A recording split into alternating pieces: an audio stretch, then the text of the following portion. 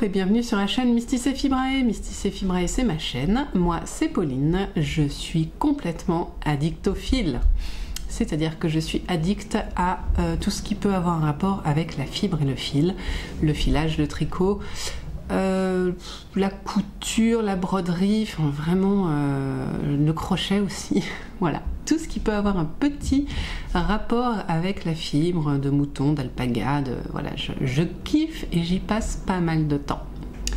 Aujourd'hui, on est sur une vidéo Zoom sur. Donc les Zoom sur, je vous parle d'un projet que j'ai réalisé. De préférence, j'ai jamais fait sur un que j'ai pas réalisé, mais pourquoi pas un jour. Et donc dans ce Zoom sur, aujourd'hui, nous allons parler d'un test que j'ai fait pour Yarn Flex, qui est le pull Maple Flower. J'ai failli vous dire Maple Syrup. Non, ce n'est pas sirop d'érable, c'est fleur d'érable. Le pull fleur d'érable est un pull bottom-up à torsade. Je vais vous le montrer, ne vous inquiétez pas. À torsade, tricoté en sport, je crois bien. Et donc designé par Yarn Flex. Et il sort ce jeudi. Voilà, vous en avez de la chance de voir le pull avant qu'il sorte. Donc forcément, si vous voulez en savoir plus, allez, sur la construction, la création, tout ça, je vous conseille d'aller voir le podcast de Audrey Borrego Yarn Flex. Et puis moi, je vais vous parler de mon expérience sur ce pull. Donc déjà, oui, je dis que je vais vous le montrer, mais vous l'avez déjà vu qu'en général, en introduction, je mets des photos de moi portant le pull. Hein. Mais enfin, voici, hop, mon bébé. Mon petit bébé. Oui, j'ai oublié de dire que c'était un pull, comment on dit Oh, j'ai oublié le nom. Boxy. Boxy, voilà, c'est un boxy. En tout cas, chez moi, c'est un boxy. Audrey Borrego fait toujours des pulls avec pas mal d'aisance. Là, je vous avoue que je me suis foirée dans la taille et que l'aisance est équivalente à 20 cm à peu près. J'ai une aisance de 20 cm. Oh. Mais c'est pas grave, franchement, c'est super sympa à porter en boxy et il est top. Vous voyez cette torsade de fou. En quoi je l'ai tricoté? Je l'ai tricoté en aiguille, je sais plus, 4, 3,5, 3,25. 3,25 je crois. Ce qui pour moi est l'équivalent de ce que je tricote en sport, parce que je tricote assez lâche et bien sûr les côtes sont tricotées en plus serrées. En quelle laine maintenant je l'ai tricoté? Je l'ai tricoté en... Oh, pardon, voilà, c'était un petit zoom sur ma tête. En Holzgarn Super Soft, qui n'a de super soft que le nom, soyons clairs. C'est hop du 100% laine. Alors j'ai cru voir sur le site que la super soft est composée à moitié, enfin peut-être pas à moitié, mais elle est composée et de laine Shetland et de laine Mérinos. C'est de la laine de brun, pas très retendue, assez, comment on dit, fragile quand elle n'est pas tricotée. Et moi je l'ai tricotée en 2 brins, voilà, 2 brins. Et je vous montre ça parce que je ne l'ai pas démarré et parce que je ne l'ai pas entamé et parce qu'en fait j'avais acheté un cône que j'ai sifflé. J'ai utilisé tout mon cône. Voilà, les 500 grammes de laine, ils y sont passés, hein, voilà. Et donc je les ai tricotés en double. Donc ce que je faisais, c'est que je faisais une pelote,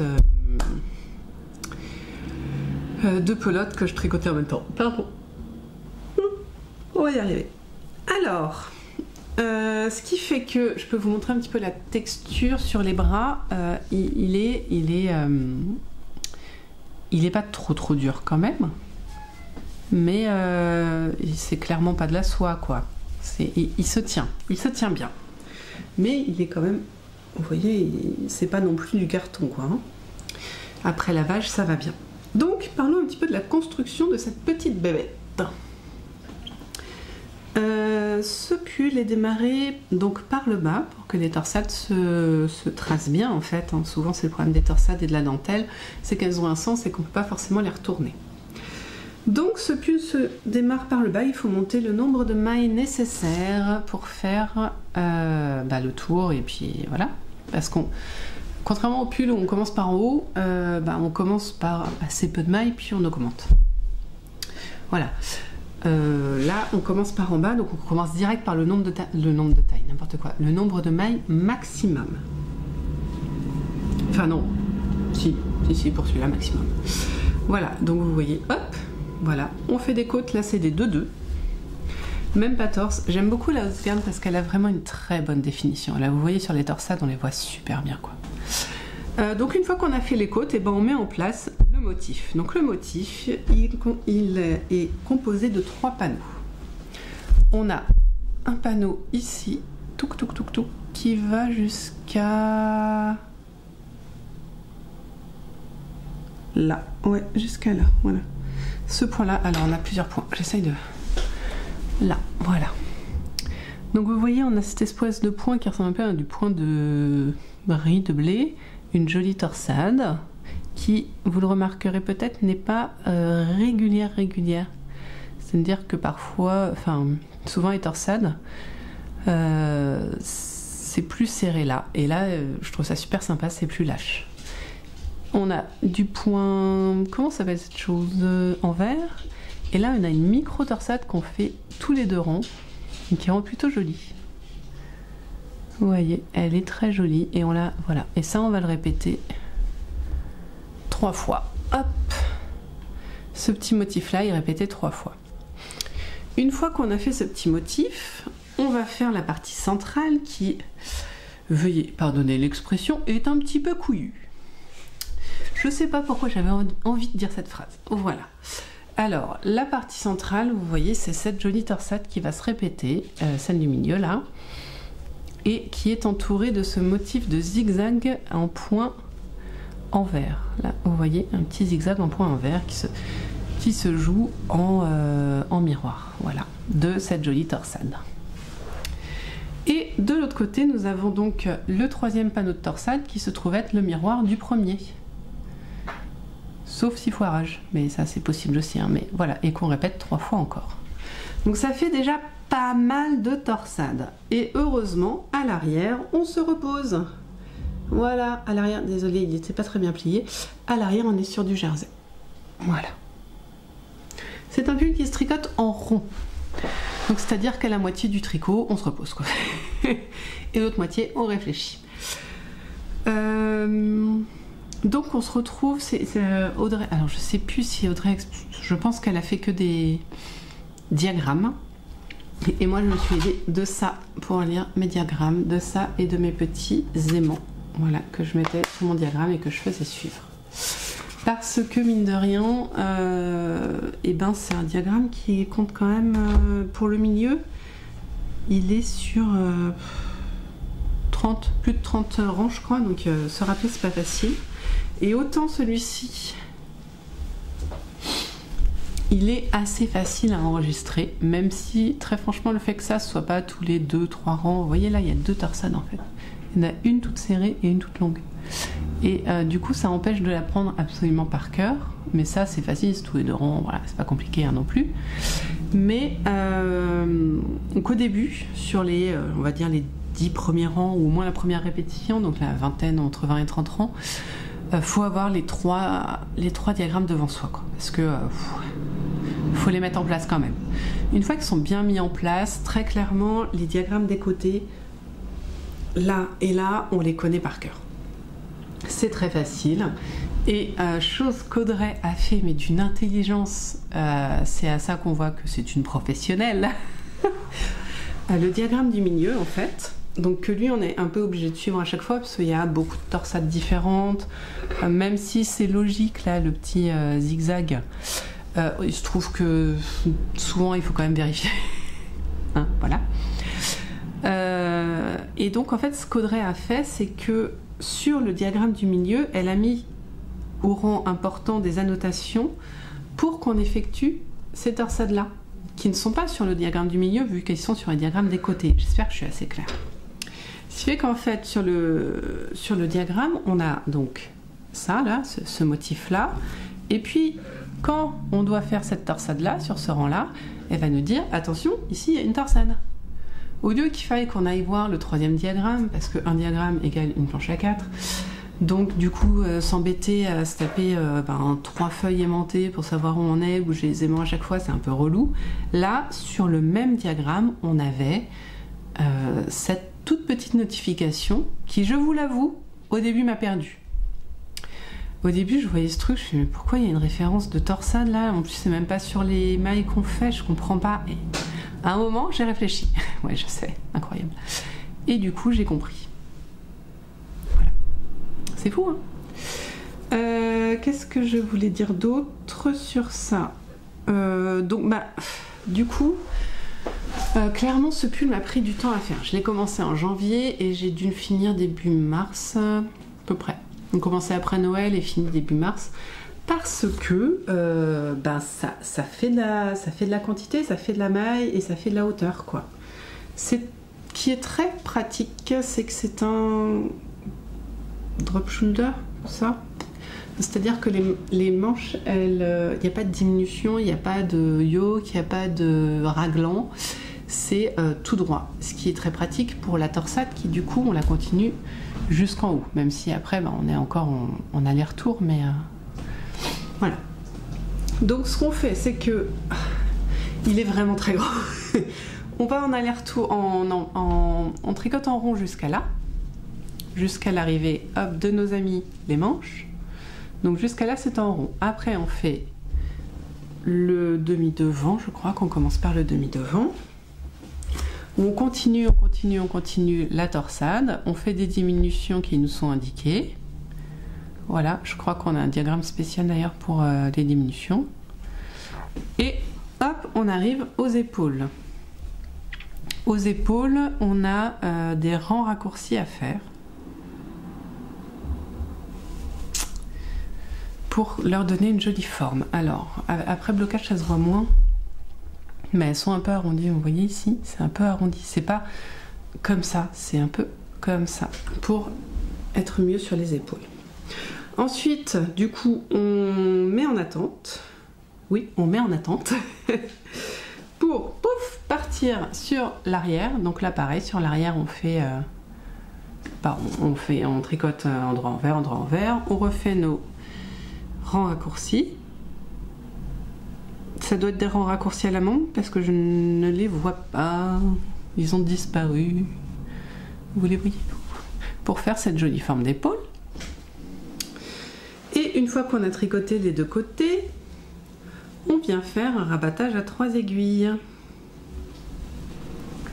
Hop, que je ne fais pas très souvent et que j'avais oublié comment on faisait, donc je me suis un peu foirée sur le premier, mais voilà. Donc un petit rabattage à 3 aiguilles sur l'envers, pour que de l'autre côté ça ne se voit quasiment pas, mais qui apporte quand même de la solidité vu la masse de laine.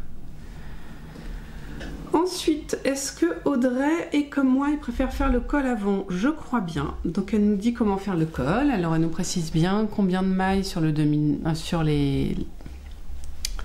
devant et l'arrière, en faisant attention à ce qu'il y ait le même nombre entre chaque côté. Voilà.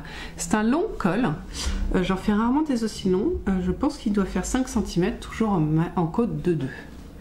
Et un rabattage élastique. Je suis allée éternuer. Non? T'as passé? Ouais. Voilà. Donc, pour finir, on relève les mailles des manches et on les tricote en rond avec des diminutions. Les manches ressemblent à rien parce que je l'ai beaucoup porté. C'est un pull très très agréable à porter. Est-ce que vous voyez les diminutions? Ouais, on commence là, voilà, on les voit un petit peu là, la ligne de diminution. Avec des diminutions parce que comme tout bon pull boxy, si le corps est là est loose et les manches sont loose, ça fait juste laid. Voilà. Donc il faut quand même resserrer quelque part et en général c'est sur les bras.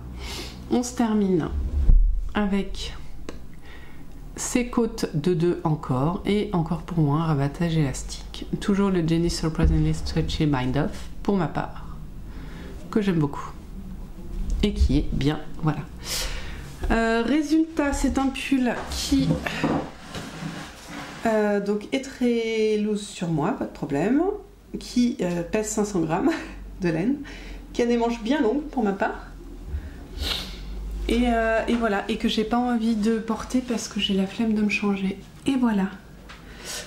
Il est excessivement chaud. On a eu quelques jours où la température avait un peu baissé là.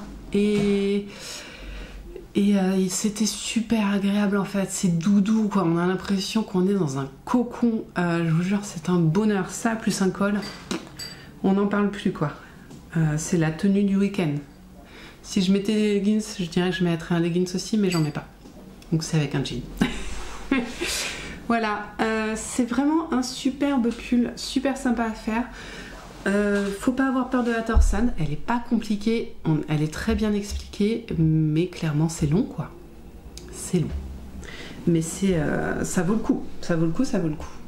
Il y a possibilité, moi je l'ai fait du coup très très loose, très boxy. Je pense que il serait aussi très très bien en comment on dit,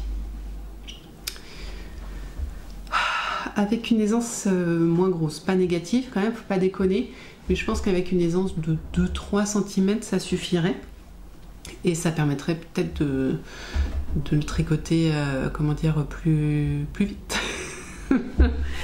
Parce que ouais, j'avais vraiment beaucoup de mailles. Mon échantillon est plutôt gros, je peux vous le redonner. J'ai exactement le même échantillon qu'Audrey, ce qui est un miracle, hein, parce que Audrey tricote plus serré que moi. Et attention...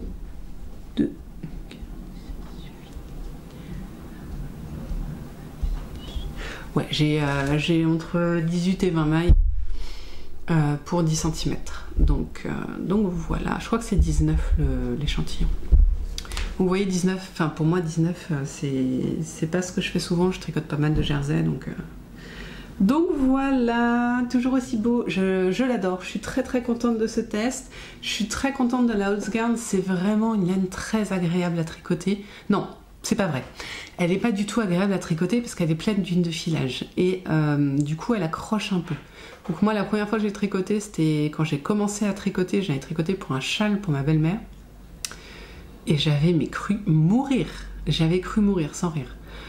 Ça s'accrochait. Pour de la Holzgarn, ne prenez pas des aiguilles en bambou, hein. Clairement ça sert à rien, ou des aiguilles en bois. Pour la Holzgarn, il faut des aiguilles en fer, parce que il faut que ça glisse quoi. Dès que ça a une chance d'accrocher, ça accroche la Holzgarn, hein.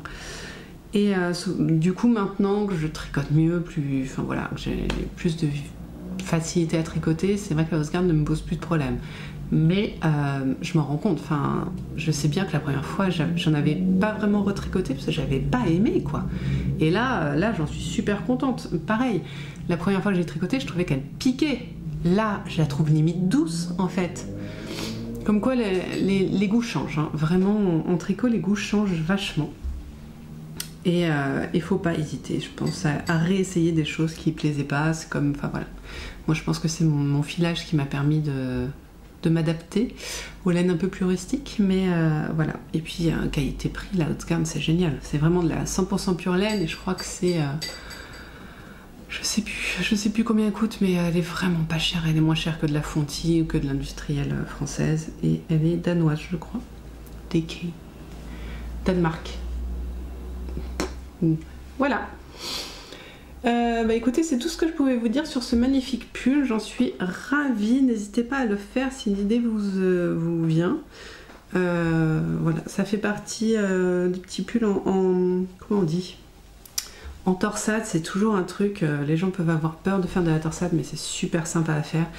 Et moi je trouve que ouais, la torsade c'est un peu comme le jacquard, ça stimule vachement, on se dit ah j'ai presque fini ma répétition, voilà, ça donne envie et l'effet est toujours bluffant quoi, quand les gens ils voient oh là là c'est toi qui as fait, bah ouais ça va, bien sûr que c'est moi, je suis trop forte et tout, voilà. mon pull Maple Flower de Yarnflex. J'espère, désolée je vous ai fait bouger, mais écoutez, c'est tout ce que je pouvais vous dire sur cette laine et sur ce pull. J'espère que cette vidéo vous aura plu. Si vous avez plu, ah crotte, si cette vidéo vous a plu, un petit pouce vers le haut, abonnez-vous si ça vous intéresse, et puis quoi d'autre, et puis partagez si vous avez envie. Pardon, nous on se retrouve dimanche pour la vidéo vlog et puis pour d'autres vidéos Zoom sur très bientôt. Allez, on se retrouve bientôt. Salut! tricotez bien, filez bien, brodez bien, cousez bien, crochetez bien, faites bien ce que vous voulez de vos 10 doigts. L'important c'est de prendre soin de soi et de ce qu'on aime et de se faire plaisir. À très bientôt sur la chaîne. Bye bye.